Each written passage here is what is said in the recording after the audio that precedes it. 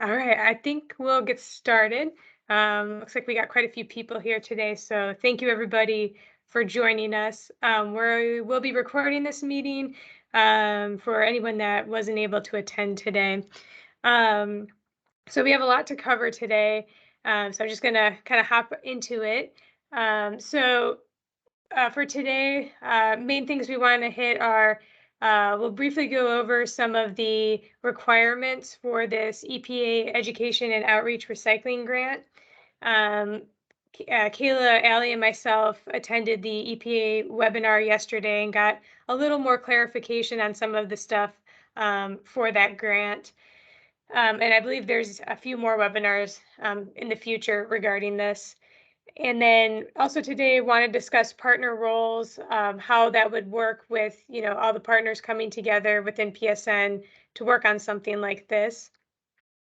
And then we will be brainstorming. The big goal for today's meeting is to determine and finalize the focus of what we want to do with this grant. Um, I'll walk through this. In the email I sent out, there were those 4 questions, and that's what what I'll guide everybody through. But the 2 big things are: we want to know what recycling issue and knowledge gap we want to address across Nevada, and then the specific audiences that would be involved with that knowledge gap.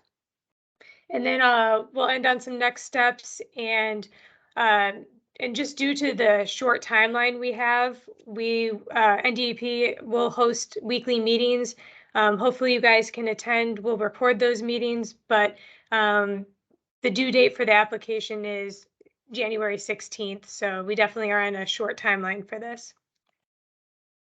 So to go over briefly the requirements, so the scope of work of this grant, basically there's 3 main objectives that we have to work within. We have to do at least one of them, but we could do all 3. Basically inform the public about the recycling programs, provide information about the recycled materials that are accepted as part of that residential community recycling program. And or increase collection rates and decrease contamination in those programs. And then some examples they give, things like PSAs, door-to-door education, social media, digital outreach, advertising campaigns, uh, making toolkits and disseminating those toolkits, business recycling outreach, labeling of bins and carts, train the trainers, community recycling ambassadors, and they even listed education activities to improve waste prevention, reuse, and recycling. But this is the flavor of projects that they're looking for. And then for funding wise, the minimum that they'll grant is $250,000. Maximum is $2 million. And then EPA mentioned it has a goal of awarding 40% of that funding to projects that benefit disadvantaged communities, and then 20% to low-income rural and Native American communities. And there's tools out there for at least identifying the disadvantaged communities. I forget the name of the tool, but I was digging into it, and there are communities throughout Nevada that meet this definition. Basically, they have to have, I believe it's a health or environmental factor and socioeconomic, so low income or a certain percentage of the population doesn't have a high school education or above. Um, so of that, the big thing to note is they're looking to award about 25 grants. So if you think about that, that's less than 1 per state. So PSN, how do we come together to really create a project that's competitive, that will benefit all of Nevada, aligns with PSN's mission and also aligns with all the various organizations that have, come together. You guys came together, helped build the PSN's mission. So in some way, we're all aligned in this. But yeah, how can we really do something, especially when we're competing with other states that have more mature programs than ourselves? If you think of states like Oregon, Washington, they have a lot more funding and um, better backgrounds in this, and we're kind of new in this world. So how can we come together to really, have a good project that's competitive? The timeline we're looking at, a letter of intent, there's a due date for that, December 15th. Grant application date is January 16th. And then start date for projects, we're looking at October of 2023 and about a 3-year period to do the project. And some details that we'll have to hammer out to submit our application. Again, this isn't all of them, but just some high things to think about. Obviously, costs we'll need to know and budget, um, project period. Cooperative partners I've highlighted here because when the EPA goes in to grade the application, they are going to look at the quality of partners involved and give points based on that. Um, Also, they want a project that can be replicated. So not just so specific to one area, it's not going to work elsewhere. They're also going to grade on the incorporation of evidence-based outreach and messaging, um, as well as, how well we identify outputs. So project outputs such as those are things that are more tangible, like campaigns or materials we produce. And then also anticipated outcomes, which are more on the environmental side.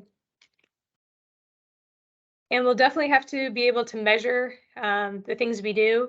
So we'll definitely want to be able to have a baseline before we do any of this education and outreach.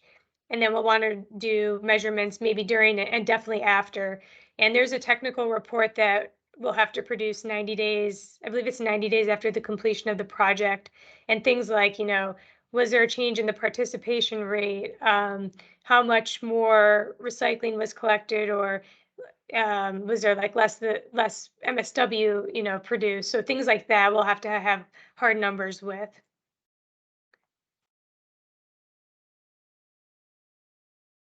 And so with that, again, want to hammer that, question: what can we do together to help all of Nevada and further PSN's mission?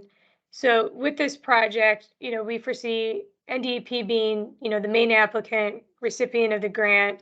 We would do the heavy lifting of being responsible for writing the grant, managing the grant, and the legal aspects of it. For PSN and the partners, as we brainstorm and come up with an idea, we'd like you guys to think about what do you see as your role in this. And obviously, you're not going to know right this instant, but we'll get a better idea as we brainstorm and finalize. Especially at the end of today, we should have a better idea. I do want to point out there is the ability for us to do sub awards to partners. And so partners would be nonprofits, government entities, and those who were eligible for the grant. But just because of how much legal paperwork and stuff that goes into it, on our end, we would have to limit the amount of subrecipients. There's other avenues too, with like contractors. That's a different way to spend money. There is the ability of a partner or of a private public partnership, but again, there's legal paperwork involved with that. It would have to be done before the grant application. And then, yeah, so there's different ways to spend money, but if there's a way, we do want to do a campaign or an education outreach effort across the state, but there's definitely local elements involved. So we definitely need local partners with the expertise to help us out. And, if it's going to cost you guys a lot of money to do that, we definitely want to be able to give the sub awards to do that. We don't want to leave people out.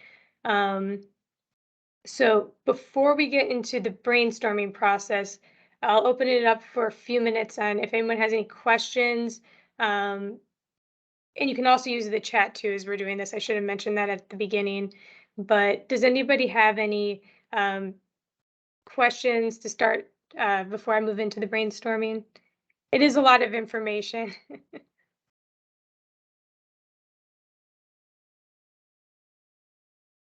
Okay. not seeing any or hearing any. Um, so with the brainstorming, what I want us to do is, instead of just, throwing out ideas like, hey, we should do a PSA across Nevada, or we should do social media, we really need to identify what the specific problem is we want to address and the knowledge gap. So I'm going to open it up to everybody, but the two main questions for number one are, what is the Nevada specific challenge do we want to address? And what is the knowledge gap contributing to this challenge? And some things, so earlier in the week, Allie and I met with Steve, who's your chair for this group, and Kim, who's your co-chair. And some initial ideas we came up with just to kick off the brainstorming. Wish cycling is definitely an issue across Nevada. It's an issue across the US. Also, just people may not know the benefits of recycling, or there's a lot of myths out there that discourage people from recycling. So those are just two ideas we threw out there. But we definitely have Republic Services on. We have waste management. I saw Sam from Clark County. So we have a wide variety of people on today from northern and southern Nevada. And I'd like to open up for discussion on what's some common, like I said, gaps or challenges that we can address across Nevada. Okay, hey Brianna, could we go back to that slide that showed the three areas, like the 3 points that we have to? Okay, yeah. So this one right here. So, I'm looking at this. I think these are going to be all encompassing. I mean, one's going to tie into the other, which is going to tie into the other, right? So, I mean, if we have to achieve one or more of the following, so I'm hoping or thinking, right, that that's going to help our application process, right? Because if you inform the public, yeah, it's all part of it on what needs to be, and then that automatically, well, it should translate into more participation and decreased contamination. So I just kind of wanted to hit on that, right? So make sure we're on the same page with that, right? One leads to the other. So I think we can encompass all of that. And then some questions that I had. So when we're talking about reaching some low income and some Native American things like that, with this money, because like we talked about in our original meeting, and I think this is a bridge we have to build, or a gap we have to bridge, is the communities that don't have recycling available. So can some of these funds be used to establish recycling programs where the money is not there? So that can't be. So like for Section 8 housing or low income government housing, things like that, that some of that money cannot be used to go to them to set up a recycling program? My understanding is no. Let's see, I can pull that up. And then the same thing would go into some of these rural communities like we were talking about, where recycling may not be accessible for them. If money could be directed to setting something like that up, then we could work out. We could probably work out ways. Some things that we do in other communities, like smaller communities, like in Arizona, for example, is we'll have drop-off locations, right? But there's a cost to that. There's a cost to providing the equipment. There's a cost for servicing that. But if some of this money could be used for that, I think that could be a possibility. Yeah. So for the prohibition of use of funds, it cannot be used to promote the establishment of or conversion to a residential collection system. Wait, I know we can't use it for equipment. Well, see here it says that does not provide for a separate collection of residential solid waste from recycle. So in that regard, it would, because right. So if they already have waste, we would be setting up a recycle program and be educating them on how to separate and what can be recyclable. So it sounds like that might be, an avenue that we could, delegate some of these funds for, if I'm reading it that right. Yeah, But I see how you're reading it. I know equipment was something we can't use, right, Ally? That's something that they said we cannot use it for. Yeah, equipment infrastructure, which might tie into some pilot projects, depending on if there's, if they have space or whatever that might require for us to start that pilot or for them to store that until haulers can pick it up or things like that.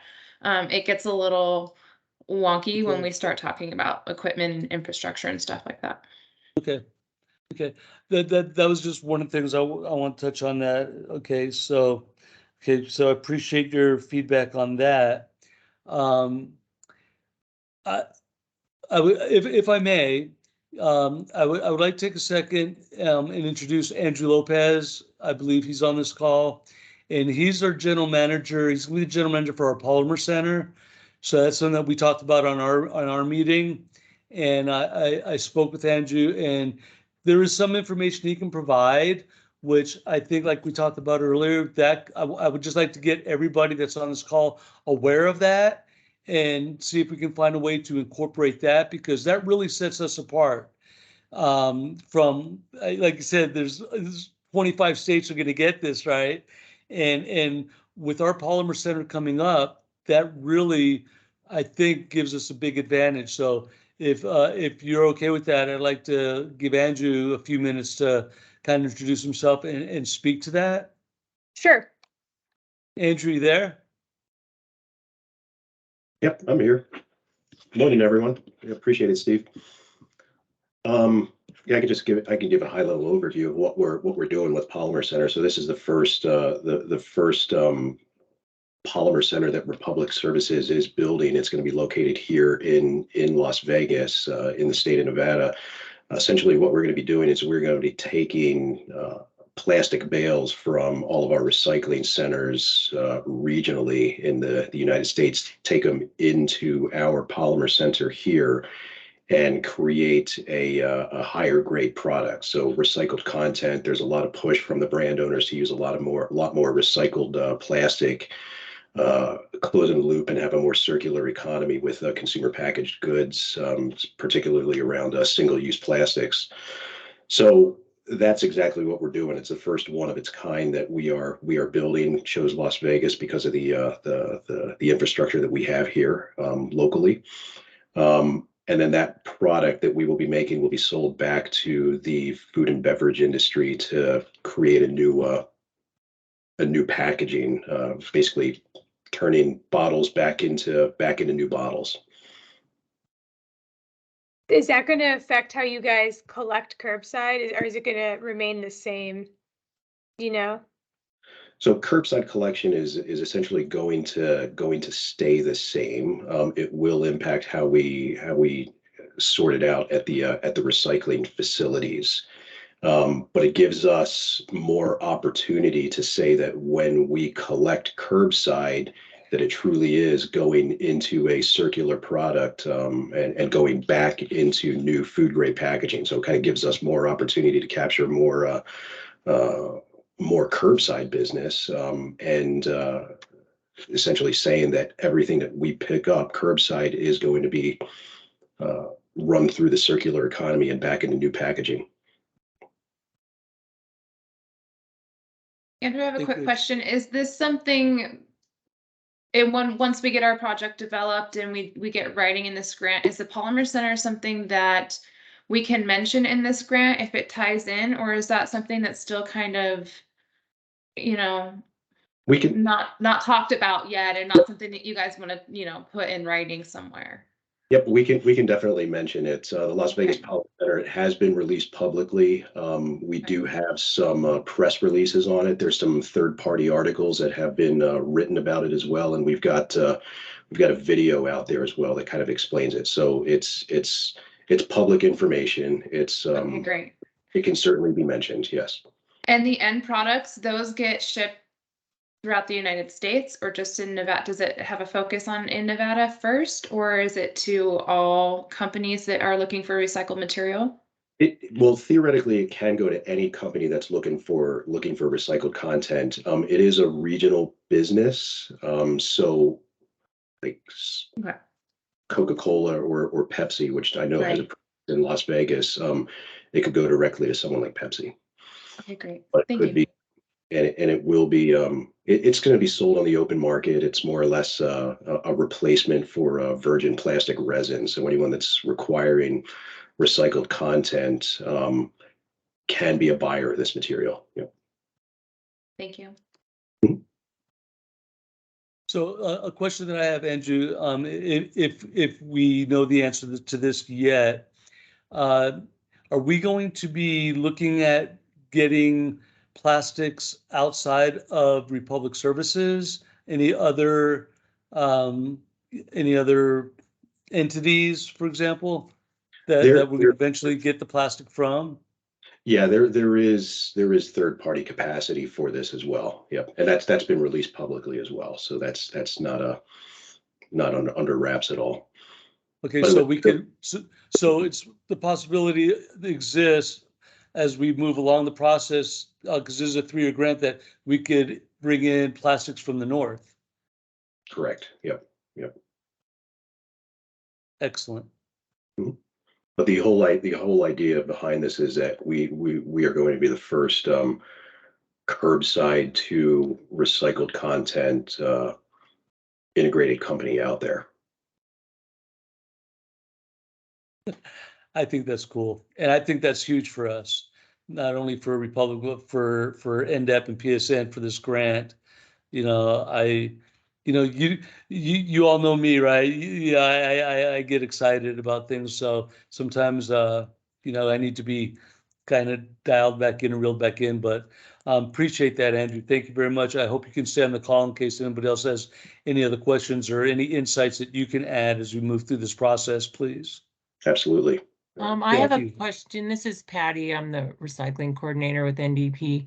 What plastics are you going to be processing? 1s, 2s, and 5s. So PET, polyo and polyolefins. So HDPE and polypropylene. Awesome. Thanks a lot. Yep. Yep. Yeah, that's a good question. That's why I wanted Andrew on, because I got that wrong in our meeting the other day. So I apologize for that. No, that's good to know. Okay. Yeah, with that, let's definitely want to get back to the brainstorming.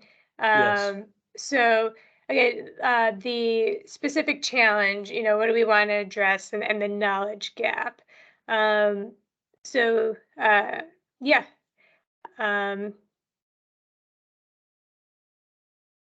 Sam?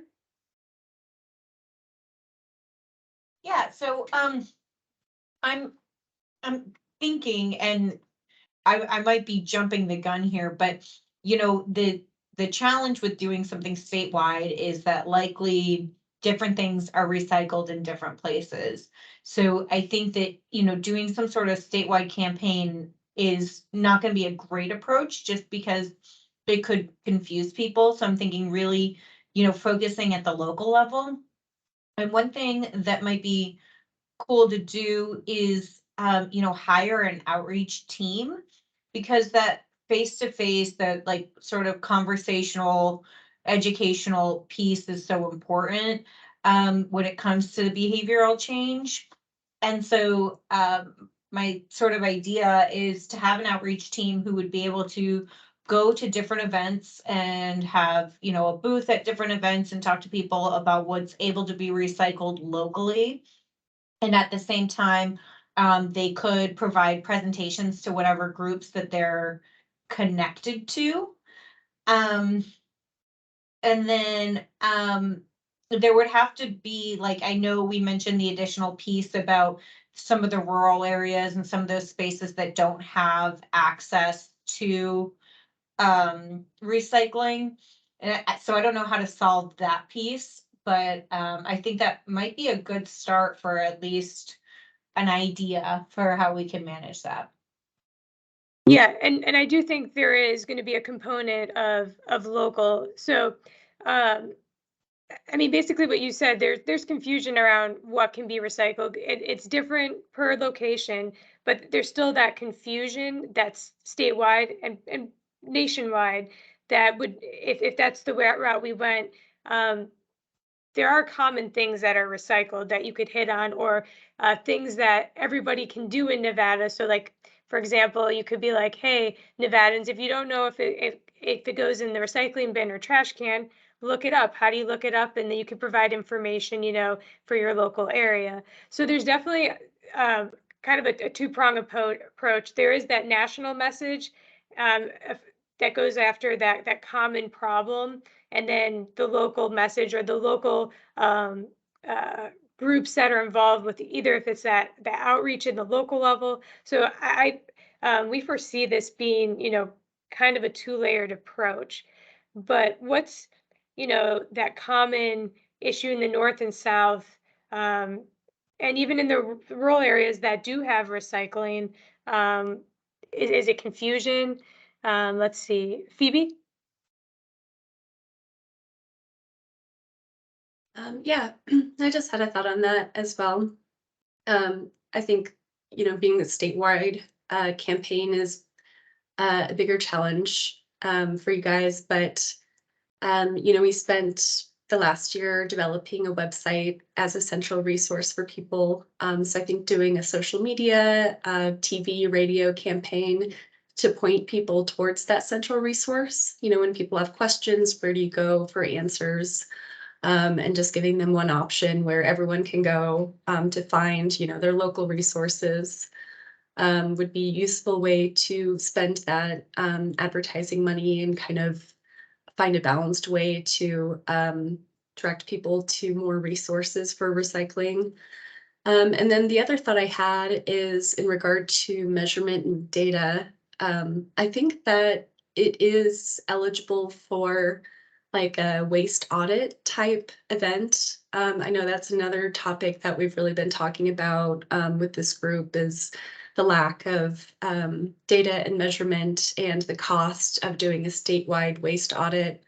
And as you said, our program here isn't as advanced as in some states, but that is something that those states have done, which has allowed them to advance their programs. So I think that's something that the EPA would probably consider would be a statewide waste audit.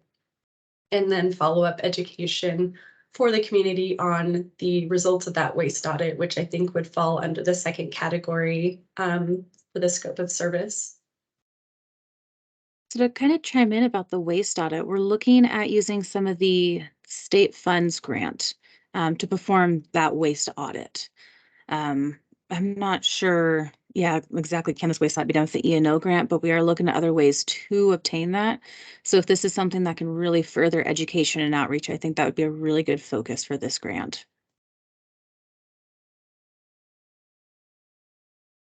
Also, if our plan does work out with that, Kayla, then hopefully, and we'll get a little more information as time goes on, but we can hopefully tie that into this E&O grant, that we will be doing a waste audit. It won't be with this money, but Nevada will be looking at that waste audit. And I think that the Polymer Center should be a really great way to include the circular economy in this. I think that can really be tied in not only to education, but debunking myths or why people think recycling just isn't worth the while, because it steers away from the like hippy dippy save the oceans, and it goes more into like pride for Nevada, bringing businesses together, keeping things in the state, and most people in Nevada want those things. So I think highlighting that would be, if there's a way to tie that in, I think would be really great, especially for rural counties that have drop-off centers and things like that. So when you're putting tags for carts to note mistakes, doing well, let's talk about that. What's the thought process behind that? So Tara put in the chat an idea about instead of doing like a door-to-door campaign, she wrote people there'd be a way to put like oops tags on curbside carts and note contamination that they see. Tag could have a hotline number to follow up questions. So that Okay, would be so- definitely a local component with anything we do, if that's Okay. something we do. I can appreciate, I can I appreciate just that, think but that, go ahead. I just think that people, having tables and doing ad campaigns, I think that gets lost in all the stuff happening in the world. You get bombarded daily with emails, social media, billboards, all that stuff doesn't have as direct an impact on people as getting feedback on them personally.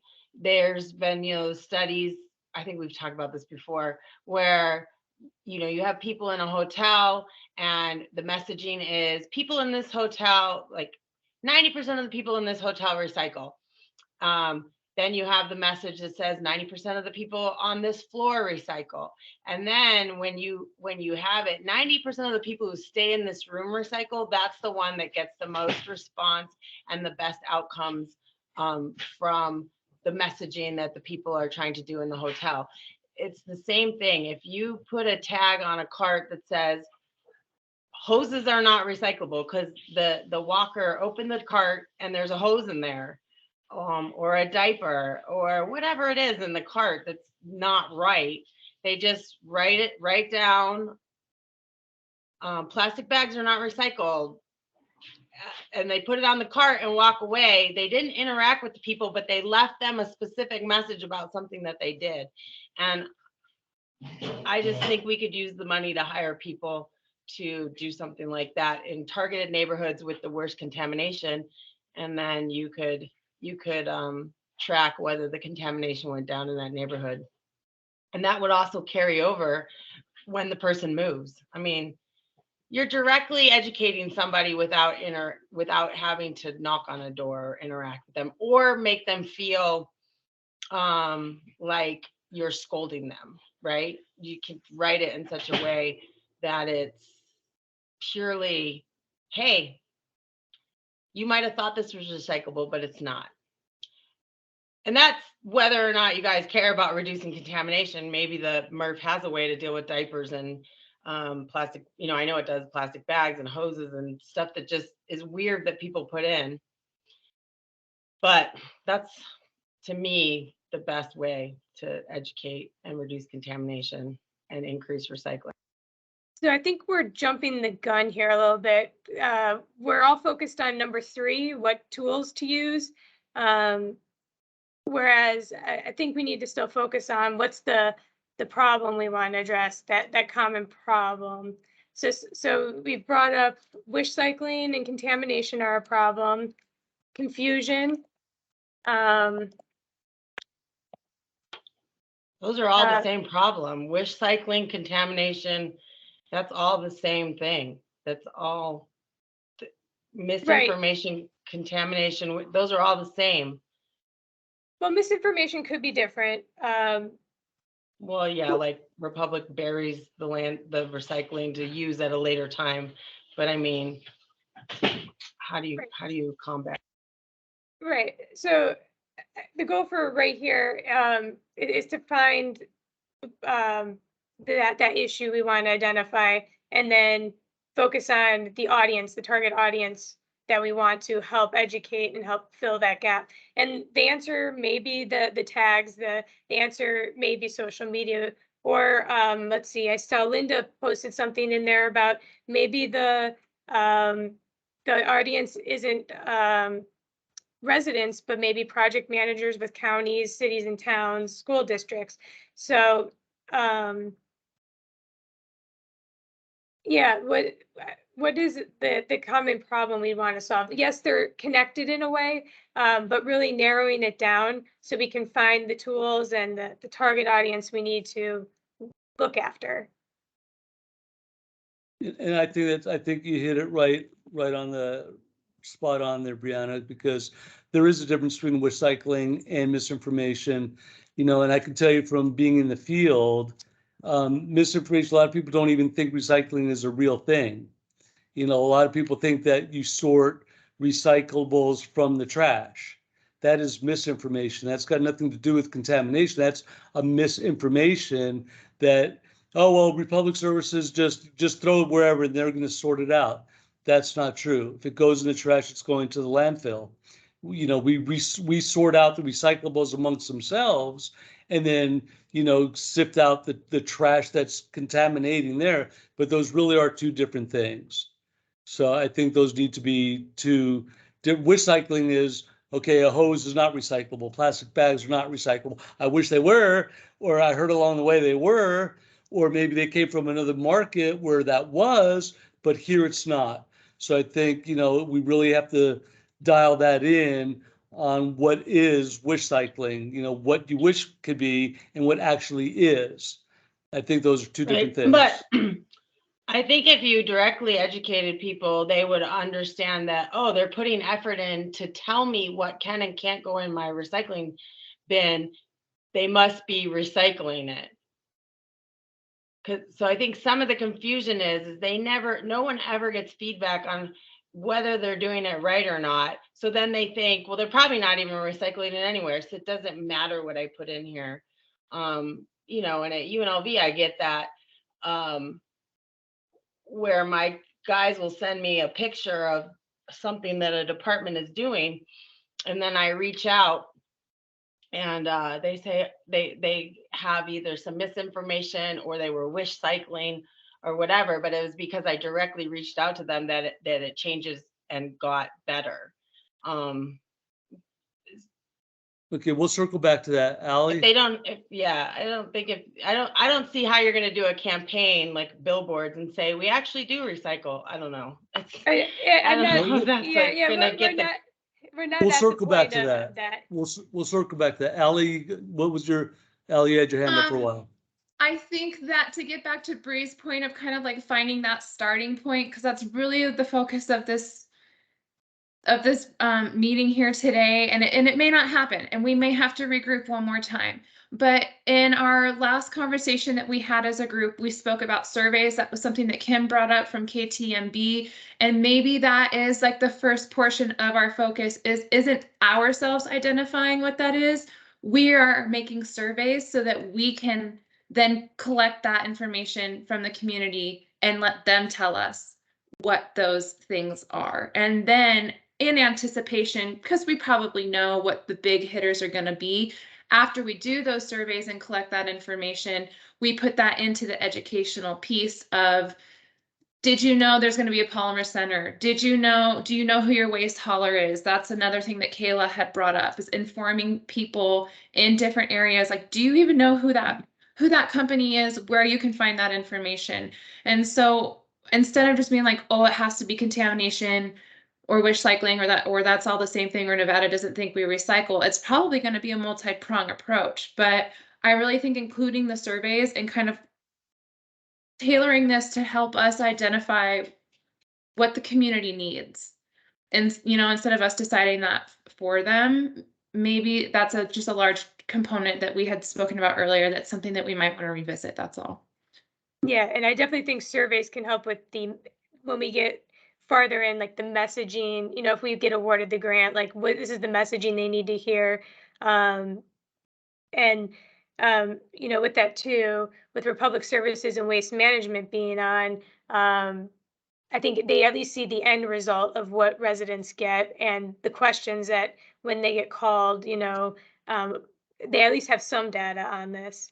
Patty, you have your hand up? Yeah, I thought that they said that they're not paying for surveys. Wasn't that on the recycling? Yeah. So you can't do you can do a survey that they're not going to pay for it, but you can use the data from a survey, but they are not paying for a survey of over 10 people. So if we wanted to do one and we had some money to do one, we could, but it won't be covered. So.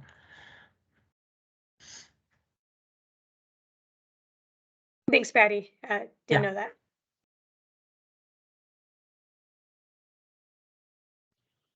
So Phoebe Oh. wrote, I agree with Steve, plastic bags, wish cycling, and general belief that recycling isn't actually happening are all issues in Northern Nevada.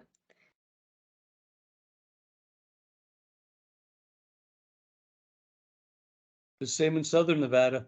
Yeah.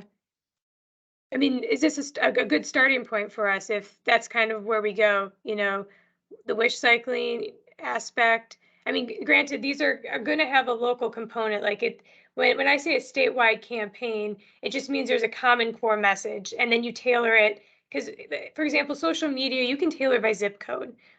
For those of you who don't know, I have prior to working for NDEP, I was in marketing, so I know how to run marketing campaigns and stuff like that. But like in social media, you can like narrow that down by zip code, you know, so there's definitely a local component to this, but the overarching, what's the state campaign? What are we all coming together to do? So, I mean, I'm getting from the north and the south, contamination / wish cycling causing contamination, and also people just may not know. And then, hey, is recycling happening? I think that may be a good place to start. No, I agree. And like you're saying with social media, I mean, one of the components as we're going through the process, we have to be able to track this. Mm-hmm. And, you know, with social media, that's very easy to track, right? You can track clicks, you can track click-throughs. Like you say, okay, if you want to learn more, go here. I mean, so that's very easy to track on the back end of it, especially for someone with your expertise, right? So I think that should be a part of it for the whole program. Yeah, and I'm definitely a marketer that believes in a multi-pronged communication approach, where it's not just social media. It's not just Right. one, you're not throwing all your eggs in one Yeah. basket. It's a mix, you know, the local boots on the ground. So, you know, if they're, you know, if KTMB, you know, Kim, you're on here, if there's a way where we can integrate this, where you have, you know, some component on the ground, or, you know, waste management and Republic Services. So there is that touch point, you know, on the ground, you have on the virtual side. So, I mean, with $2 million, you can cover a few different media sources. You know, we have to, in the disadvantaged communities, you know, we can use that too to hone in on those areas as well. But I mean, I think there's a lot we can do with 2 million if we can get that. Absolutely. So, has anyone ever written grants before? I mean, I know probably KTMB has written lots of grants, but you have to make sure to really know what you're measuring and be able to deliver the data. So that typically, I think, is one of the more important sections of a grant. So whatever we decide, we need to know what we're trying to measure and if it's measurable. Because if it's not measurable, then we shouldn't put it in the grant. And I think a lot of times that grants fail because they can't indicate how they're going to measure things. So I'm just putting that out there for when you're making ideas, because writing the quarterly reports when you don't have set measurables is really difficult. So yeah, absolutely, Tara. You bring up a great point. I have that as question number 4. You know, will it have actual impacts? How would we measure it? So yes, definitely. Thank you. Patty, your hand's up again. I think I just didn't put it down. Sorry. Well, I'll put my hand up. So when it comes to the measurable part, I mean, we talked about that the other day. I mean, for Republic Services, for us, that's systems we already have in place. So, I mean, you know, how that will be translated throughout the rest of the state, you know, we could talk about that. But I mean, we measure everything, we weigh everything, we have diversion rates, and that's easily trackable. On this date, this is what was what, you know, this is what the waste was. We could pinpoint it, like you said, in zip codes or certain areas. Say, okay, so for this month, the waste was X amount of tons, recycle was X amount of tons. 3 months later, the waste was this and recycle was that. Therefore, you know, our education has helped increase recycling or decrease waste, you know. So for our part, I mean, that's you know, that's a system that we already have in place. So we can share that. I mean, we can come up with different ideas on how other places can do that. I mean, more than happy to be a part of that discussion as well. Thanks, Steve. So with that, all right, I'm going to highlight some stuff here. So recycling, and Phoebe said, belief that recycling isn't actually happening. I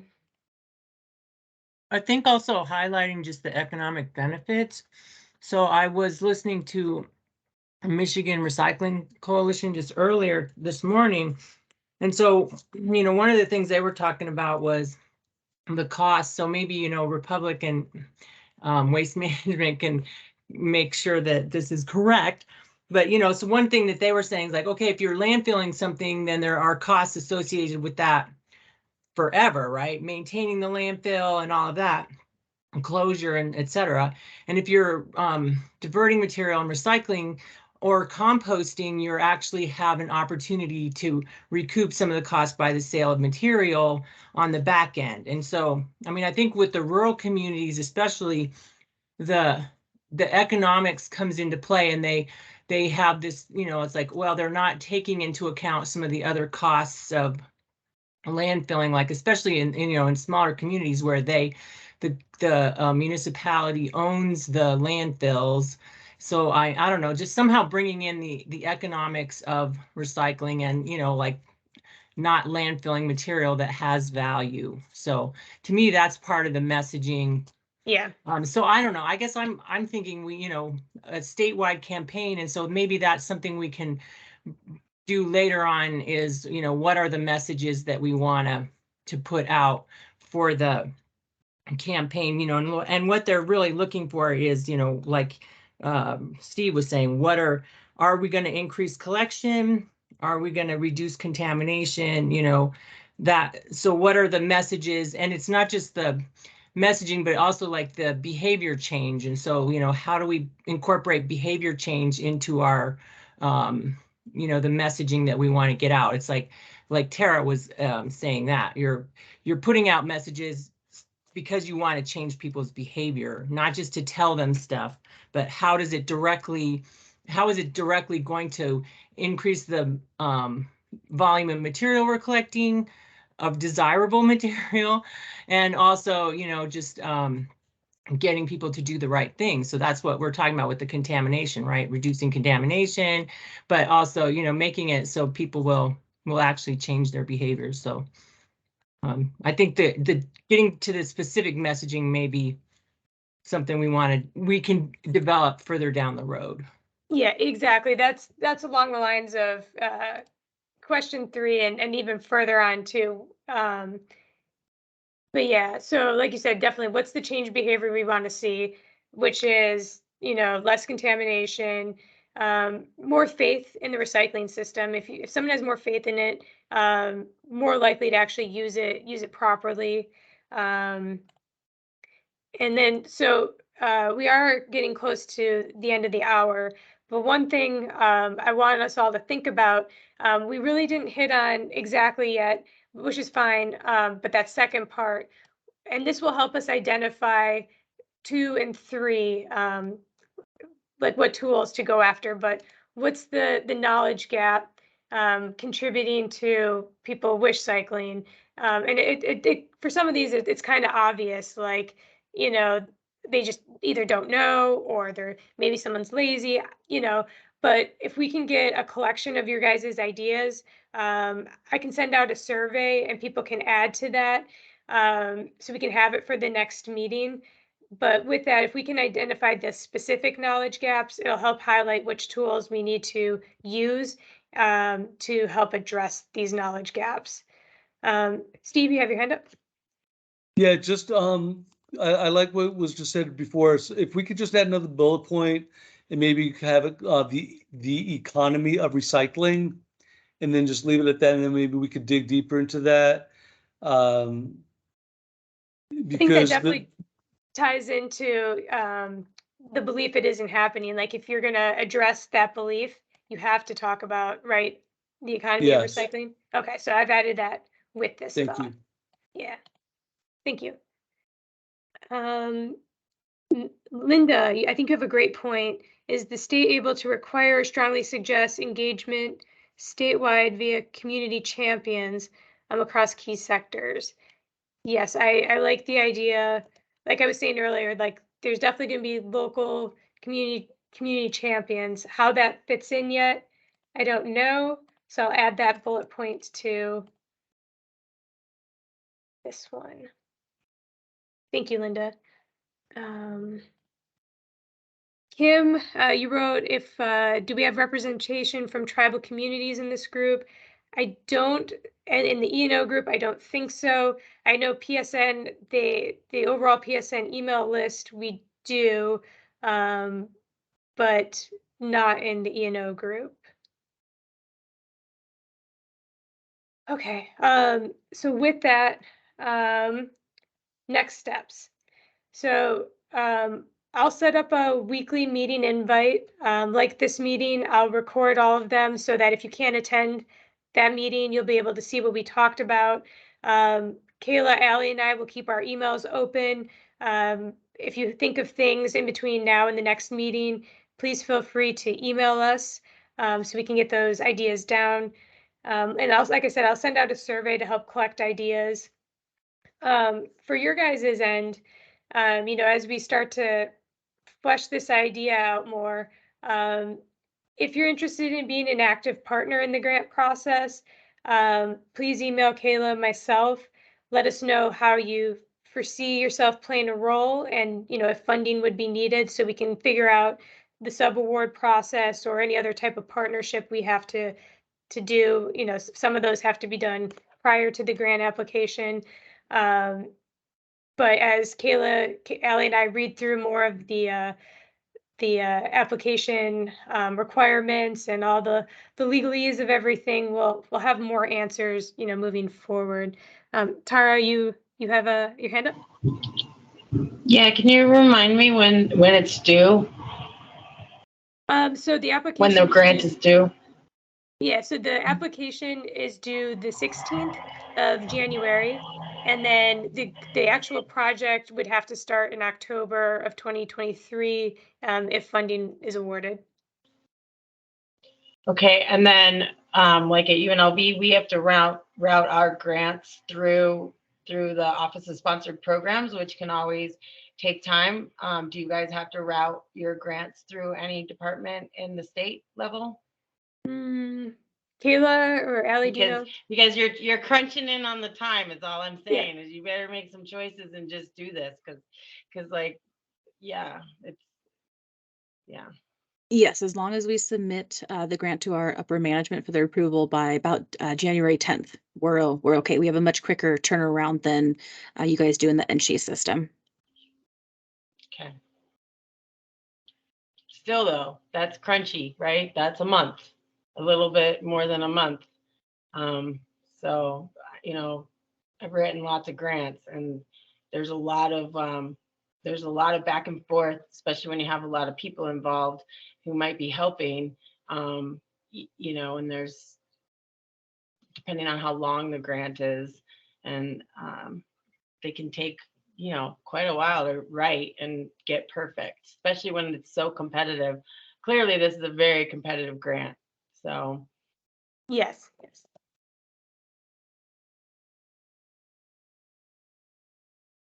Sorry. All right. With that, does anyone have any final comments or questions before we close up the meeting today? Nope. Okay. No, I really appreciate everybody hopping on, providing your ideas. If we can get this will be pretty huge. So again, I appreciate everybody sharing their knowledge and advice and what they have to offer. So like I said, please feel free to email Kayla and I. And the reason I asked to email both, for some reason, our emails sometimes block outside external users. Like sometimes my email blocks somebody and doesn't block, Kayla's doesn't block. So if you email both of us at the same time, one of us should get the email. We have a new firewall system that's, yeah. So with that, Faulty. yeah, faulty. So with that, I hope you guys have a great rest of your week, and thank you so You much. too. Thanks, you too. Thank Bye. Thanks, everyone. Bye. Thanks, everyone.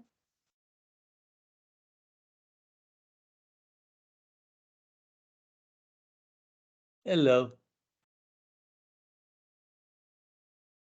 I wasn't sure if. I was just hanging on sometimes. Yeah, Allie, Bree, and I stick on after. I was hanging around, but if we're done, talk to you Yeah. later. Okay.